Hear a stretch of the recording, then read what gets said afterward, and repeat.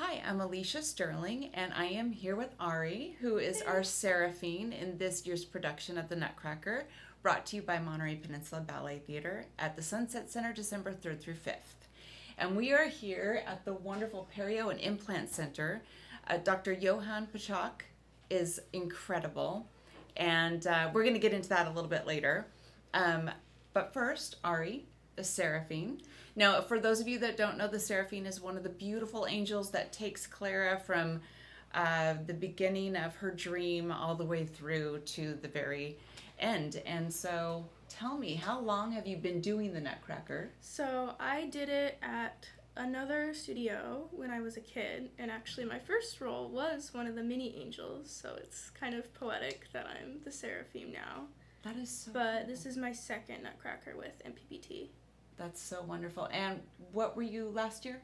Last year I was the lead reed pipe. Lead reed with pipe. three So other you're dancers. going straight from high energy, just go for it. You're going into this ethereal role, Mm-hmm. which do you like that better a little bit? A little bit. Yeah. I feel like it fits with the style I like to dance and kind of my personality. And what style is that? What's your... Just very ethereal and light and airy, soft.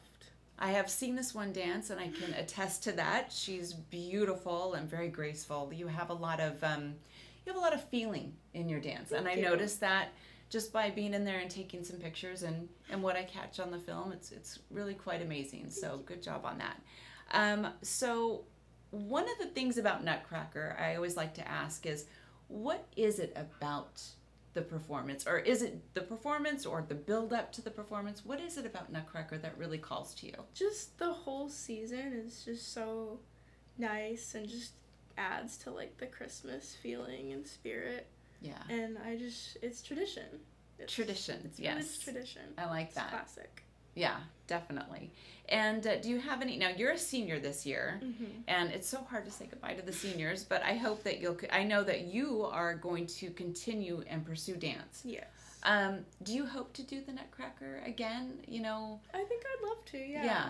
Is that something that every year you might try for, wherever you're at, whatever you might be doing? Yeah, I'd love to. I feel like it's just, again, tradition, and That's so great. see what other roles I can be in my professional career. What other roles would you be? If you could really do next year, like you go out there and you're dancing with a company, what would you really want to try for? I don't really know. I kind of like all the roles. I feel like Spanish would be a big change. That would might be be an cool. interesting challenge. Yeah. Just, all the roles. Yeah. Really Do you like interesting. acting? Because I know a lot of the roles have a different feeling to it. Like you said, for instance, you're doing the Seraphim, which is very ethereal. And then you've got something like Spanish, which is a very, oh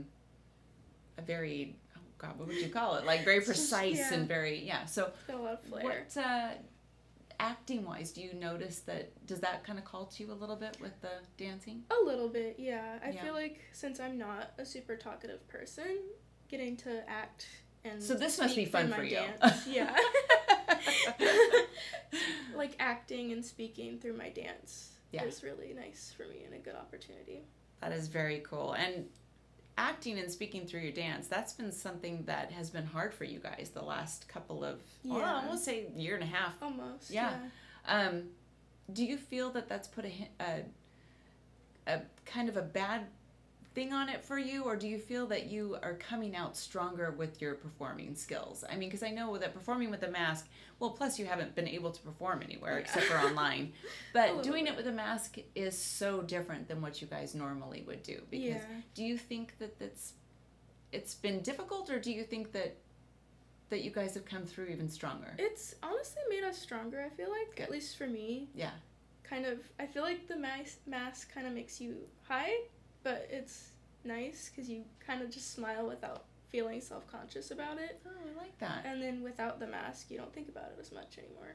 Okay, so it kind of... it's been good. I don't mind so much. The silver lining to having to wear the mask. We found it. That's so good. So, you know me, I love the costumes. I have to ask, you've been fitted. Yep. You have your costume. Yep. Is it amazing? I love it. It's so nice. Yeah. Just so pretty. Fits perfectly. Oh, yeah. I love it. The whole angel thing too is just so sweet and very. Do you have a crown or a little? It's a really pretty like pearl tiara. Oh, that I has, love like, that. beads that come down. Those are my favorite. They're super pretty. Yeah. I love it. That is so cool. I love everything about the costumes and everything. But speaking of costumes, you have more than one. So you're doing snow. Yeah. Which will be the first act. So you'll end that, but then you're also doing flower. Yeah. So you have a lot going on. Yep. I've got 3 tutus in my possession right now. Oh my gosh. I mean, that's kind of what everyone hopes and dreams for, is to have 3 tutus in their So, what do you think about the other roles? Do you think that that's kind of because you kind of have the, talk about having different characters. The snow is very, I've always looked at the snow as kind of a very, like, I keep saying the word stoic. I know it's not stoic, but it's kind of serious in a way. Yeah, it's very, bit. And then flowers are just so happy and sweet. So, really regal, what do you think about those two differences in character? Do you like which one do you prefer? I feel like I like flowers a little better. Yeah. It's just super pretty. I love the costumes for it. Yeah. And the music is just so pretty. I know the music in this whole thing. It's just like, I always say like, oh, that's my favorite piece of music, or that one is. They're all so good. I love them so much. So after the Nutcracker, and I know you've got a little bit of time before you head off to, going and auditioning for different companies. Are you going to dance with the team at the dance center? Okay. Yeah. And do you have any, what type of dances will you be doing for those? It's pretty much all ballet. I've got 2 ballet solos this year, and then I'm on ballet team. So we've got a really cool contemporary ballet piece that we're working on. Oh, good. I love contemporary ballet. It's so good. It's awesome. So is ballet your number one? Okay, that's what I started with, and kind of my And when main thing. you started when you were? About 3. 3. So I've been doing it way too long. Way too long, but it's so but good. It's awesome. I know. It's one of those things that you can't imagine your life without it. And I've always said that having ballet and the foundation of ballet in your life, you can handle anything. Yeah, you really guys can handle anything. You for everything. Yeah. So, so that's going to be so great. You're going to do a contemporary piece and also a classical. I'm going to do 2 classicals. Which ones are you doing? I'm doing Raimonda's Pizzicato for one of my variations, and then the other one, I'm doing the same one as I did last year, which is Aurora's Vision variation. That's so good. Yeah, which is kind of similar to Seraphim in the really ethereal style. That's so perfect. Yeah. Oh my God, I cannot wait to see those. Yeah. So you guys are going to be performing it's going to be nonstop really until... Pretty much, yeah. Until around June. Yeah. Well, we are so excited to see you out there. And we're so excited to go to a performance and see these girls dance. But I have to say, like I said, I've been watching the rehearsals and very good. I mean, I'm really proud to know these kids and to just be able to see it firsthand. It's amazing. But on the other hand here, we're talking about the Perio and Implant Center. I have to say, we both have something in common where we are terrified to go to the dentist. We don't want to have anything to do with it. I mean, someone needs to knock me out. But I have been talking to them here, and it sounds like something that's doable. Yeah. Like going and having something done, it sounds like I think I could do it. I think I'd be into it. I'd be okay. This office is beautiful. It is incredible, and an adorable family that has just allowed us to come in here and do this interview. So, and they're wonderful sponsors of the Nutcracker coming up. So thank you so much to them. And Ari, I cannot wait. I cannot wait to see you out there. And we are going to do a little tour around the office here. And then we hope to see you at the Sunset Center for the Nutcracker. See, this one is a Seraphim, and she's going to be a flower and snow. She's in all of it. Yes. So we will see you soon.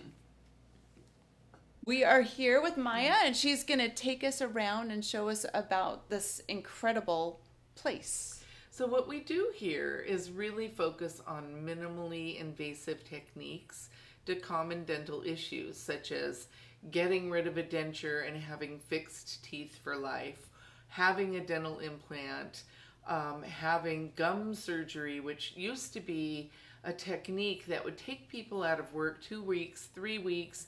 You were swollen out to here. It was a major impact on your life. That all is a thing of the past now. We use lasers and minimally invasive techniques. Our doctor is a board certified periodontist. He's not a general surgeon, a general dentist that is just doing surgery. He has done multiple advanced double doctorate degrees in surgical dentistry. And he really, really vets and looks into and is part of national roundtable discussions about newer techniques. It's not something he has jumped into quickly or without a lot of research, but over the 27 years that he's been a dentist, this is where he really seems to feel that the most focus is most important for him. So with our minimally invasive techniques, many of our patients who have gum disease can have a laser treatment and be done in 2 hours, go right back to work. This was a procedure that normally would take scalpels, sutures, healing time, at least 2 to 3 weeks out of your job and your regular life. Now can be done in less than 2 hours with a return back to work, a very minimal discomfort. So that's kind of what our thing here is. I love it. I love it, right? I mean, awesome. that's what we would hope for. We've also done a great job at maintaining COVID because this is a surgical team. They were already highly trained. We always treated every patient as if they have the Ebola virus from Africa because that's our life. We always maintain and kept a surgical bay. We actually do surgery here in the office. Oh, wonderful. So what you see here is part of our UVC sanitation. We use a lot of UVC light. We bathe all of our rooms after they are sanitized and after everything is cleaned. We then bathe them in a life-size UVC ray that goes around the room for 10 minutes, oh my gosh, killing all bacteria. That's fantastic. We also use something called water that is basically concentrated to be antiviral in our lines. Oh, so wow. we basically take water and turn it into an antiviral water. And that's what we use to even rinse our patient's mouth. So even though we do have negative suctions that take everything out of the air, and we do have surgically clean air machines, which are in surgical bays in hospitals, in addition to that, the water spray that we're using is antiviral. So in the event that you do get a little bit of water spray on your clothing or whatnot, that water is going to be already antiviral. That's amazing. Because we've run it through our process, and that process creates that for it. So none of this I'm going to tell you right now, I want to move in here. I want to move in here. It is beautiful in here to boot. And then it's like, with everything that I really do. I want to move in here. It's incredible. So I wanted to show you, we actually, pre-COVID, would offer all of our patients a cappuccino, latte. Oh my gosh. We have a full barista bar. Our whole team here is really devoted to de-escalation. I know sometimes when a ballerina goes on stage, you have that moment where you're just thinking, what am I doing here, right? People feel the same, that they feel they have such a huge issue in their mouth. They're afraid to turn the doorknob, open that door, and see what's possible and what's next. We really pride ourselves on de-escalating that whole process, making people feel comfortable.